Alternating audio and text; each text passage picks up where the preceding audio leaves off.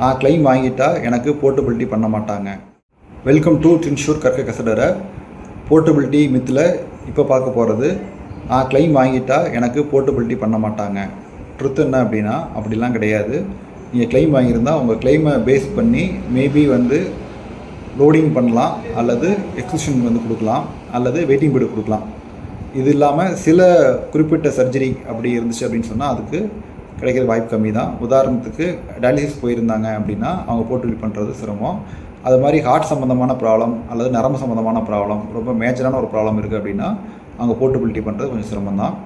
But மற்றபடி நார்மலாக ஒரு சின்ன கிளைம் தான் போயிருக்கோம், ஒரு மீடியமான கிளைம் தான் போயிருக்கோம் அப்படின்னு சொன்னால் அவங்க மெடிக்கல் ரிப்போர்ட்டோட நீங்கள் போர்ட்டபிலிட்டி எடுத்துக்க முடியும். இதுக்கான சொல்யூஷன் என்னென்னு பார்த்தீங்க அப்படின்னா, எப்போதும் போல் 45 டேஸ் ஆன உடனே நீங்கள் போர்ட்டபிலிட்டிக்கு அப்ளை பண்ணணும்.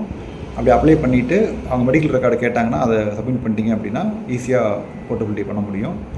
இந்த மாதிரி போர்ட்டபிலிட்டி சம்மந்தமான ஏதாவது டவுட் இருந்துச்சுன்னு சொன்னால் கீழே கொடுத்துருக்க வாட்ஸ்அப் நம்பருக்கு சாட் பண்ணுங்கள் அல்லது கால் பண்ணுங்கள். நான் ராமன் டின்ஷூர். கடந்த 1 இயரில் 1000க்கு மேலான போர்ட்டபிலிட்டியை சக்ஸஸாக மாற்றி கொடுத்துட்ருக்கோம்.